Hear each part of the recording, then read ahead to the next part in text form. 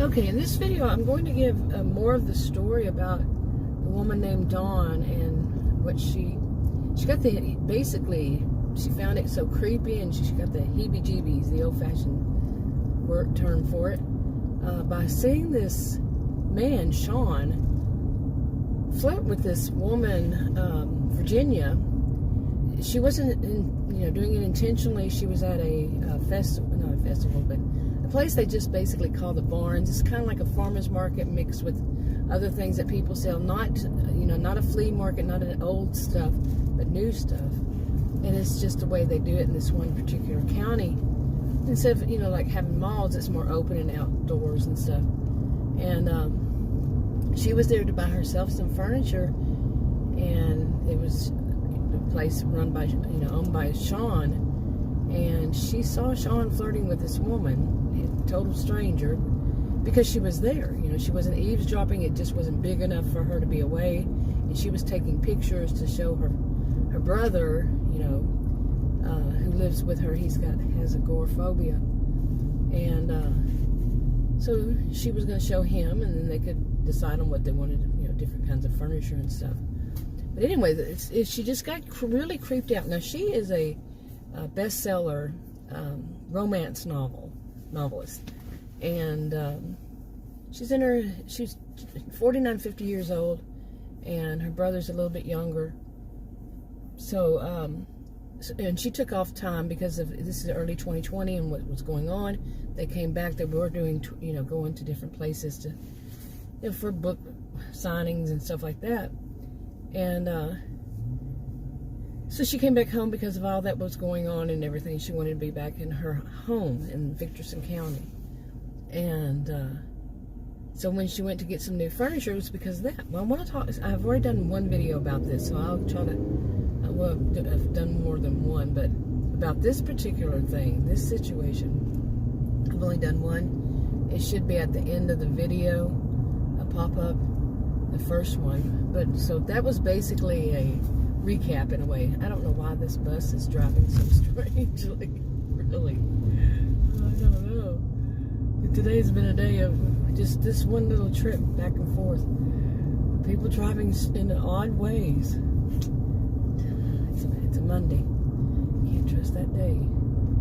But anyway, she gets these heebie-jeebies because of she knows that type. She writes romance novels, and she's been doing it for years. And she has studied, of course, different types of people, and to be able to write these. And she's earned her degrees so she can be a voice of authority on the topic. And she picks up these really, like some people say, vibes, another old-fashioned term for it. She picks them up. She's rather, the type that does actually feel empathy. And she wants so bad to warn this total stranger to her, too, Virginia, about this guy, Sean. Now, she hears their names because they exchange names. Because Virginia is going to buy some furniture from him, and he's going to deliver it personally to Virginia's house. And she, like I said, Dawn, D-A-W-N, she is creeped out by all of what he's saying.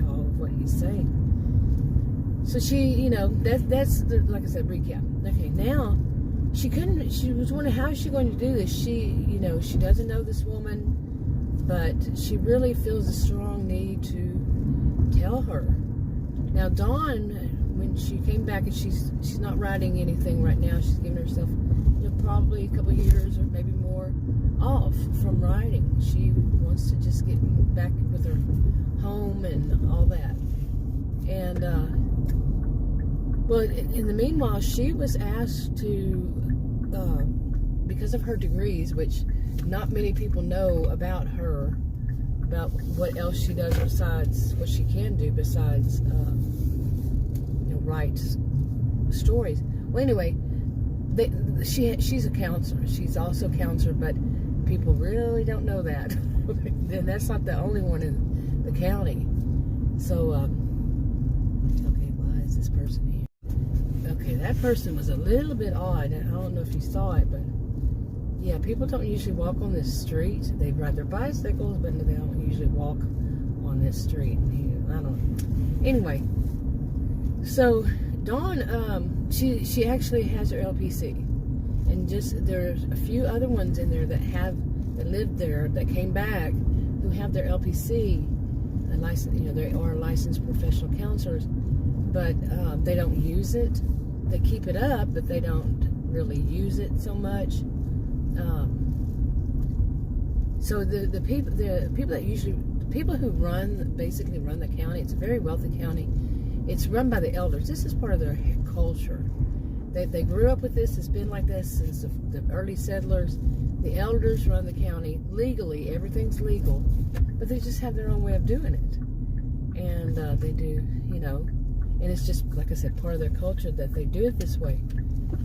So whenever 2020 hit, early 2020, because they had a whole bunch of problems going on in the county, they split the elders up, and plus asked more if they wanted to be part of this because of having some security and all. And they got split up by their interests and so forth. Well, the ABC elders are the ones who kind of basically run the radio station. And the radio station, they got it to where they're writing stories. The sociologists and the psychologists, counselors, are writing stories. Okay, they're writing stories for the radio station. It is something like the old-fashioned type. They did it.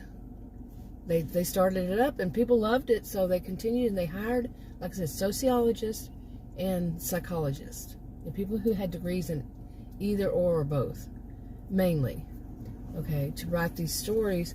They have actors that, basically do the voice. They just write the stories, and they've gone from handwriting. They've done video recordings, and they have ghostwriters, kind of like ghostwriters but the ghostwriters basically take whatever they get from these are students, they get from the original person who wrote it, voice recording or whatever, the sociologist or psychologist, and they change it, make it into a story meant for radio, and then they have actors that do the acting and all that.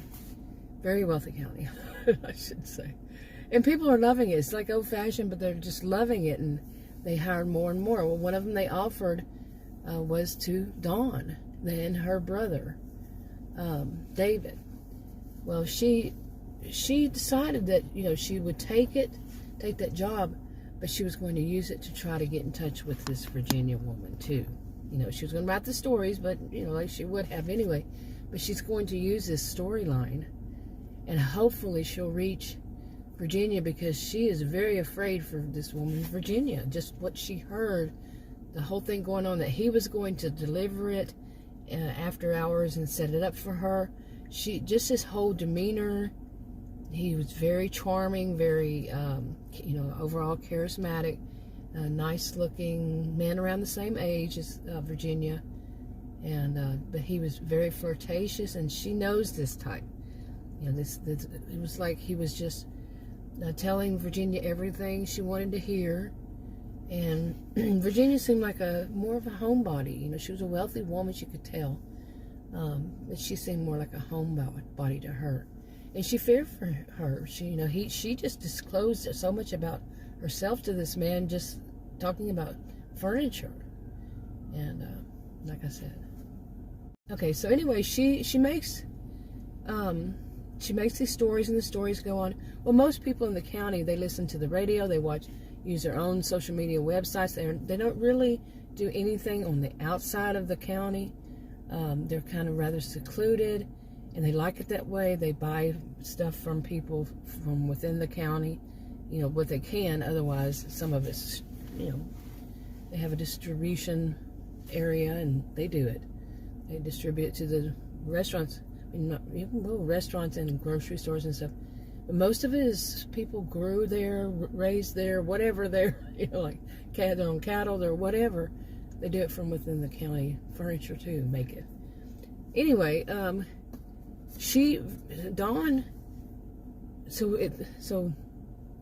put it out there, got her ghostwriter and so forth, and they did an act on it, and people loved the storyline and all.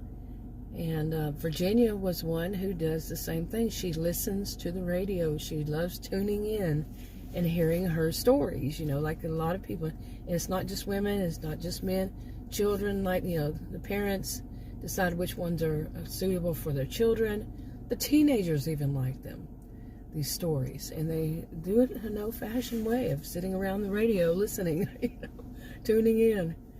And Virginia, she lives by herself, you know, in her part of a big house. But, you know, it's not her own home. But she lives by herself, and she tuned in and she was like, oh my goodness, this is so much like my situation.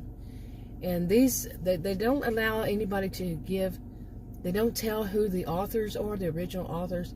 They don't give their names, nothing. And that's for their own safety.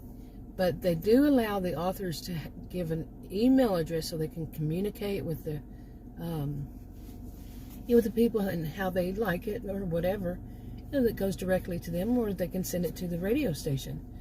And so Dawn did that, hoping that Virginia would be listening, tuning in, and shoot her an email. And you know, she uses a fake, you know, email address that doesn't have her name as a pseudonym kind of thing, and that's the rules. And she does that, and yeah, okay, so yeah. Virginia does contact her because it was just so eerie that the storyline was so similar to what has happened so far in her life. And so she sent her an email. Virginia sent Dawn an email. Well, the thing about it is, a lot of women sent her emails about the situation being so much like their own. Anyway, stay tuned for more. Read the disclaimers in the description box below this video on YouTube. I'll talk to you on another video. Bye.